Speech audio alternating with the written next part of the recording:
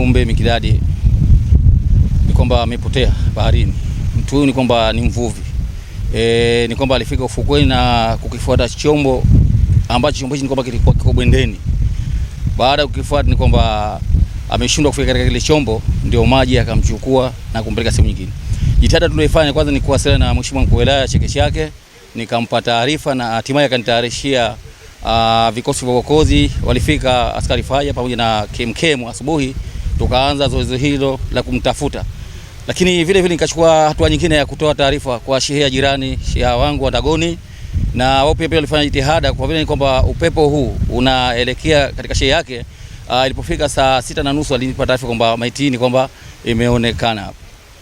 Baada ya kupata taarifa kutoka kwa Mheshimiwa Sheha Kilindi kwa mwananchi huyu kupotea baharini, mimi nilipeleka maagizo mbalimbali katika wavuvi wangu, pindi wakimuona basi wanipe taarifa. Lakini kweli wamefanya hivyo na wamemuona.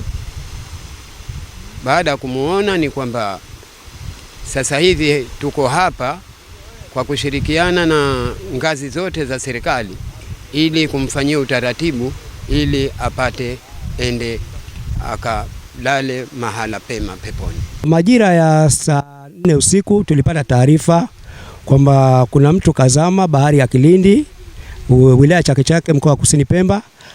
Kwa vile ilikuwa ni muda wa usiku, muda huu hatukuweza kufika, lakini hata hivyo asubuhi ya siku ya pili, yani leo, tumefika asubuhi mapema, tukaanza zoezi la uokozi kwa kushirikiana na kikosi cha KMKM, lakini mpaka muda wa saa 4 tumeshindwa kumuona marehemu huyo. Kwa vile maji yalikuwa yanaanza kujaa, tumeamua tusitishe zoezi kwa muda huo ili turudi tena kwa baadaye. Lakini hata hivyo baadaye tumepigiwa simu kutoka shehia Ndagoni kwamba kijana huyu kaonekana akiwa yuko chini ya maji bado, lakini wao wamefanya jitihada za kumleta juu, lakini bado akamwacha mle kwenye maji, na sisi tumefika eneo la tukio bado yuko kwenye maji. Tumeamua kumleta juu. Kijana huyu inasemekana alianza kuzama muda jana saa 8 za mchana, na chanzo alifuata chombo chake, maji yakamzidi yakamchukua. Kwa vile maji yana upepo, yalikuwa na mawimbi, ibidi yamhamishe shehia moja kupeleka shehia nyingine. Kwa hiyo mimi niendelee tu kutoa wito, hasa sisi tunaoishi maeneo ya baharini, tunapoenda kwenye maeneo haya ya shughuli zetu za baharini, tusiende mmoja mmoja, kwa sababu kama yule hapa alikuwa na mwenzake, hata shughuli za uokozi zingalikuwa rahisi, kwa sababu tungalijua ni pointi gani yupo, lakini alikuwa ni peke yake. Kwa hiyo nitoe wito tu kwa jamii, tuende japo kuanzia wawili katika shughuli zetu za uvuvi za kila siku. Ana miaka 60, anakisiwa kuwa na miaka 62.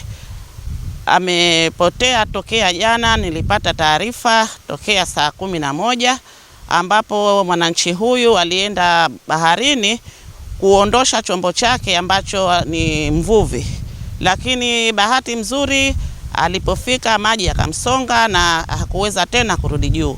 Kwa kweli nimefika hapa leo, na jana hiyo tulituma vikosi vyetu vya ulinzi na usalama ili kuweza kufanya doria ya kuweza kumsaka katika bahari hii.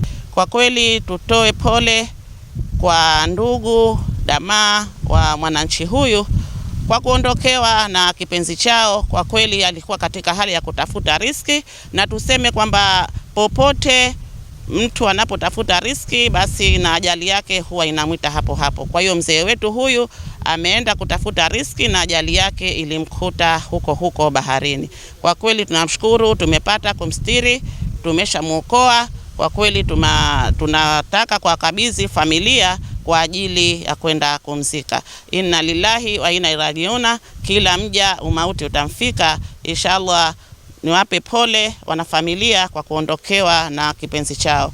Mwenyezi Mungu inshallah atawapa nguvu.